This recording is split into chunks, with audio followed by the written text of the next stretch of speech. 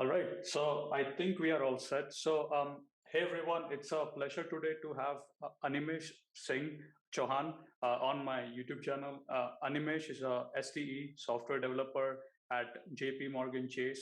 He's also from IIT Kharagpur, and I would like to give you some background. Mr. Singh has worked as an SDE intern at Trill. After that, he was a summer intern at JPMorgan, and currently he works as a software engineer at JP Morgan Chase in Bengaluru. So welcome, Animesh. Welcome to my channel, man. Thank you so much for having me. All right. Let me just pull down my questions. Can you let's start the conversation with you telling us a little bit about yourself. So Yeah, sure. So, hi, I am Animesh Singh Chouhan. Currently, I'm working as a software engineer at JP Morgan Chase. I graduated from IIT Kharagpur with a major in ocean engineering and naval architecture. So, basically, we learn how to design and build ships. So, yeah, I'm not from a CS background. So, however, I'm really passionate about open source programming and computers in general. I love building small hardware and software projects in my leisure time. So recently, I was working on a similar project where I wrote a Python script to apply video effects based on the music. So yeah, that's about me. wow. And just to let everyone know, like in India, IIT Kharagpur is one of the toughest, university to get in. I mean, if I'm not wrong, the acceptance rate is what 3 to 4% or less than or Yeah, something less than around that. that. Yeah, yeah. So I just wanted to let everyone know that it's not easy to get into IIT Kharagpur. Only the best of best people, get into IIT. So I wanted to let everyone know about that. So that's great. So my first question is, what made you, decide that you wanted to learn about computers and software? So it's a long story, but I'll try to summarize it. So when I got into the college, I was really clueless about what kind of career path I was going to choose.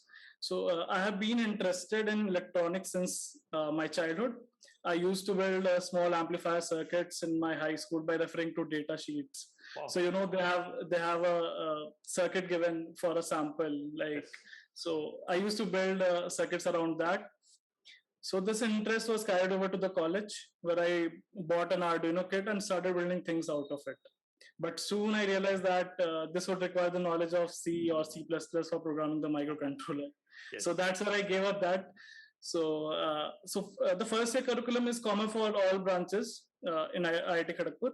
So there I was formally introduced to programming as one of my subjects, and we also had a lab on it. And immediately I got hooked into it. So I really loved studying the concepts and then applying them in the lab. Then one day, one of my hostel mates introduced me to competitive programming on CodeChef. So this was the point where I came to know that one has to be really good with competitive programming to get into top software companies. So so that was it. And I did competitive programming for around 2 to 3 weeks, and then my interest died. But it really died. It was getting repetitive, solving similar kind of problems, doing the same things. But this in turn gave me a good knowledge of C, where I used that knowledge to start building projects with my Arduino kit. So the first significant one was the one with I built a sound reactive LED strip. So it had a microphone unit which detected the sound waves, and it applied effects to the LED according to the different frequencies, depending on if it is low frequency or it is a high frequency. Okay. So this was the point where I discovered my love for software and started learning.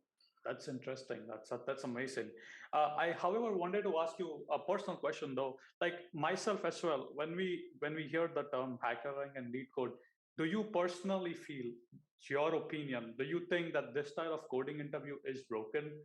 And what are your honest views on this? Because personally, I feel lead code. I'm not never gonna use a linked list in my day-to-day job. I mean, there's a function called sorted. Why would I use a merge sort? I feel that that's not the best way. What is your views on this topic? Yeah. So I have been through this. I have given multiple coding routes. I had to solve DSA questions in a very limited amount of time. So here's my take on it. So personally speaking, competitive programming has really improved my knowledge of programming languages in general, and it forced me to learn the standard library in depth, like using everything from vectors, from queues, from list, and everything. Okay. So like it is, I feel that it is a good mechanism to filter out good programmers who have in-depth knowledge of programming and can learn new stuff very easily. But this also leads to a mismatch between what we are learning and what the actual job demands. Exactly. That is exactly what I was like. Okay, I can do lead code for like a year. I can be the best like a lead coder, but when it comes to like core skills, right? Okay, can you scale the API? Can you do horizontal scaling? That doesn't come through lead code, right? So, yeah, that you cannot learn through lead code. Yeah. So that is one of my challenges, right? If I personally also have to invest time in lead code, I would rather prefer learning real world example like CI/CD. Okay, how do I make an architecture that can scale across multiple regions? So that is the thing that I personally do not like about lead code. But that's a great view what you have shared. Yeah, so also I would like to add, like I was seeing one of a popular YouTube videos, and he was mentioning that, for example, asking a aspiring front-end engineer how to invert a binary tree is just ridiculous. Oh, yeah, I agree. I still don't like that style. I feel you should be judged based on your projects, your skills, which sadly doesn't happen. And I think the first thing that happens is we get filtered out on the DS part only. If you don't solve, you're filtered out. But, yeah, you're filtered out. Then you cannot sit in the interview rounds and all. So this can be improved. Like one of the things is that adapting the interview to be closer to what a developer has to do on a day-to-day job, rather than just focusing on algorithms. Absolutely. They can also consider side projects, open source contribution. It can be taken into consideration to judge the code quality, what code does the developer write, and to better understand that how good someone is at collaboration. Like at work, you'll have to work at a collaborator environment. You cannot work individually at that level. So that's right. These things should also be taken into account, according to my opinion. That's a great suggestion. What else would you recommend? For example, do you personally feel what we actually learn in universities and what we have to do at work? Do you think there's a huge gap between both of them? What is your personal views on that? So there's a huge mismatch between what we learn at the universities and what we have to do at work. Yeah. So at work, like they won't teach you at university how to host an application on cloud. Absolutely, my point. That's correct. Yeah. So the major skills like how to push to production, how to maintain code, these things cannot be taught at college level. Yeah. I see. Maybe as a suggestion would be having more project-oriented approach instead of writing assignments and labs, which we have a lot, right? I think that would be good to have, right? Yeah, yeah. All right. So my next question is, how difficult was it for you to, cope up with the skills, right? Coming from a different background, did you feel overwhelmed? And if yes, what was your routine like? How did you pace up with the skills? So when I started out, I tried to do a few projects, like basic projects, to-do list and all. Okay. So I faced huge problems, like how to connect the front end to the back end. So these all things I faced quite a lot amount of difficulties with, like learning all the frameworks at once, learning the databases, learning the operating system concepts, learning networking concepts. So I was a bit overwhelmed at the start, but the short answer to all these problems is Google. So I used to Google everything at one point. It was through it only I learned about what is a VCS and got introduced into GitHub. Then GitHub taught me about CI/CD and DevOps. So then a problem came, and I googled how can I host my Python application for free. Heroku came up to that Google search, and that actually taught me how to package a package and deploy a Python application. Yeah. Right. So in terms of efforts, how many hours did you put other than your work hours and your university where you were performing? I mean, where you're getting your bachelor's. How many hours did you dedicate to learn all these skills, and how long did it take you? Like I used to constantly devote around 3 to 4 hours of my time apart from my university studies. So like I didn't focus much upon the university studies during like when the classes were going on. I used to focus on them when the exams really came up, like 1 or 2 weeks before that. I started studying for it. Yeah. Okay, that's good. That's good. If anybody who wants to make this transition, what should be the first preferred programming language, according to you, that you would recommend to anyone who's watching this video? Yeah. So my first programming language was C, and it was initially very confusing. It's Mainly difficult. because Pointers. mainly because of pointers and memory management, malloc, and all. But after transitioning into a much higher level language like Python, I realized the importance of the low level concepts. Like if you are actually declaring an array or list, how is it getting mapped to memory and all? So that was a good thing to have, like having solid basics and then moving into a higher level language like Python. So for competitive programming, I mainly use C++, but later shifted to Python, realizing its power and simplicity. Like we have functions to use directly. We don't even need to write any function. So the function are all at our hands. So I have actually worked with almost all popular languages like Java, Golang, Rust, JavaScript. But my favorite programming language by a huge margin would be Python. Yeah, I like Python too. Yeah, it's very easy. So it is very easy to learn. It has extensive library support and good documentation, like real good documentation.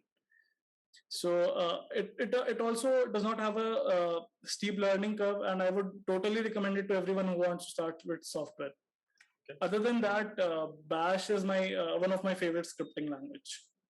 Interesting. I learned Bash, but I personally do Bash in Python. Like you can use subprocess to execute commands. So yeah. Okay, that's good to know that. If you were had to go back in time and start again in your career, what are the things you would focus on learning if you had to go back? Okay. So initially, I used to ignore doing competitive programming, and I realized it late when the placement season came, and I had to sit for the tests. Okay. So I would focus on learning DSA with more rigor and doing competitive programming regularly. Okay. Also, I would focus on learning a single programming language in depth rather than trying to learn multiple languages. Okay. Yeah, so this is one of the factors that people are not able to learn even a single language well, so that they can make an end-to-end application with it. Mm-hmm. Also, one of the things I really missed was taking part in hackathons and competitions. So after taking part in my current company's internal hackathons, I realized that they were very useful. Like we get to know about various new technologies, but more importantly, getting to know new people, the different approaches on solving the same problem. So I would definitely take part in more hackathons and coding competitions if I were to go back in time and start again. That's a great suggestion. Thank you so much for sharing. And would you be able to tell our viewers what are how to make a strong profile? Because a lot of people don't even get interview calls. So what do you recommend, from your perspective? So for building a resume, the most important things are the most important thing is the projects that you do. Then the self projects that you do, and then what internships have you done previously, what certifications you have. These are the things that would really help you to get interview calls. Yeah. All right. I want to add to this discussion. That is, I don't know if you guys know, but Animesh also has a portfolio website. I think that is very important in today's world because you should have your digital identity. Try to post regularly on LinkedIn. Try to get followers, right? try to add projects and stuff, write blogs. These are the ways you can have yourself recognized by other people, right? So I would add these points and try to have your LinkedIn profile up to date, add your job description, add your certification, then make sure your summary is accurate, and keep everything up to date. That is what I would say. Yeah, so these are the stuff that I would like to add on what Animesh said. Animesh, I just have a few more questions. So what was your routine like when you were when you were a student at IIT Kharagpur and you were also studying? Could you tell us a little bit about your routine there? Yeah. So I never followed any fixed routine in my college. In the first year, we had a 75% attendance policy. So we had to attend classes regularly. Okay. During this period, managing both the core subjects and studying CS was pretty hectic. But it eased after a few years. Like from the third year, I was not that regular with my classes, and I used to spend most of the time in my hostel in front of my computer learning stuff. Okay. So I divided my time between competitive programming, learning more CS concepts, and building projects. Some days, like I used to stay awake the whole night just to complete the software project that I was building. Wow. Yeah. Wow. And how would you avoid burnout? Like, it's a pretty common term, like a lot of software engineers go through when they, when you work too much, there will be a point that, you'll be just frustrated with stuff. Has there occurred any instances with you like that? And you felt like, it's not worth it. You're not good enough. Like, how would you deal with those sort of thoughts? And what are your suggestions here? Yeah. So sometimes while working on a project or while solving a question, I used to face a problem that I couldn't solve. Like even after multiple times Googling and all, looking at Stack Overflow, looking at blog posts and all, I couldn't figure out the solution. So I just used to take a break. I just used to leave it, and I just used to go to sleep, have my dinner and all. And I used to take my time to get back to it, and after some time, like it comes to you.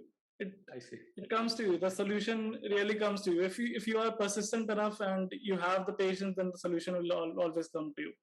So be patient and try not to give too much time when you're facing a problem. Just step out of it and just take a chill pill.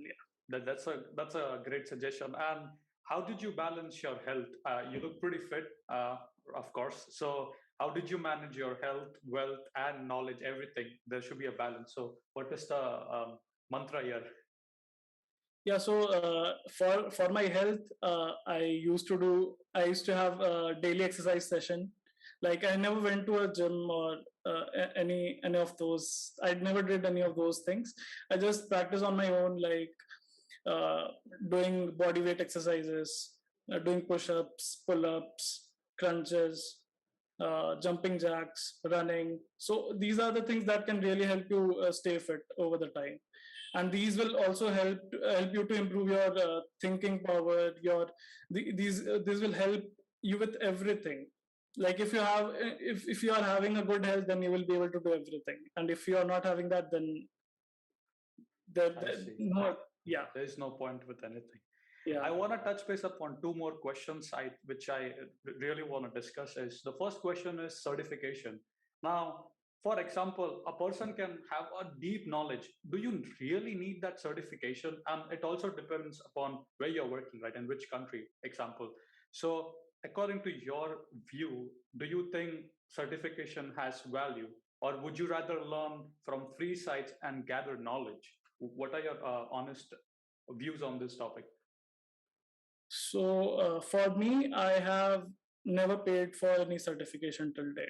Okay. I have tried to do all the free certifications from Coursera, from Linux Academy. So I search where I can get all the free certifications. I just try to do that. Also, you can learn anything and everything on YouTube today. You have free code camp. You have like many YouTubers who are giving out such good content. You also Thank you. Your content on cloud and serverless is just amazing. So if you're willing to learn, you can learn through free resources easily. So I don't think you should go for certification just for the certification. So first you should you should focus on gaining knowledge first, and then you should tell the world that I have knowledge in it and I have the certification. So amazing. Certification also has its importance. Yeah. Very well said. Thank you so much. Honestly, what are your, again, last point, but what are your honest feedbacks on the interview process? Like, a lot of people don't even get to sit for the interviews, right? Like, when I was back in India, I was doing my bachelor's in electronics. I had 87% in 10th and 12th. I didn't do that well. I had 55. Then engineering, I throughout I had 7.8, but I was not allowed to sit for placement just because my 12th standard didn't qualify the criteria. Do you think that these all rules prevent companies from reaching up or getting the best talent? What are your feedbacks on this? So what I feel about it is that these restrictions that the companies keep on, they're just to filter out the candidates so that they can get to choose less candidates and they can spend less time and resources on them. So even if they choose the top 50%, they are more likely to get a good candidate out of them. But they're also missing out on the other candidates that are not like falling into that criteria. But they will always overcome all this, and they will always bubble out of these problems. Yeah. So good candidates will always get good opportunities. Very well said. Very well said. Last but not the least, do you have any comments or message to people who are watching or who are trying to make this transition from any other background to CS? Anything that you want to say to the viewers? So I would tell all the viewers that first focus on for software engineering, focus on core concepts like data types, functions, loops, conditionals, because these stay same over all programming languages. So these never change over any programming language, and only the syntax changes. Okay. And spend most of your time learning about data structures and algorithms, as they will help immensely in your interviews, and they will help you level up your skills. Keep revising these concepts regularly, and always pick up one programming language and master it instead of learning several programming languages partially. I would recommend starting with Python. Yeah. And finally, be consistent and practice regularly. Yeah. Perfect. That's a great suggestion. Thank you so much, Animesh. It was really nice talking to you.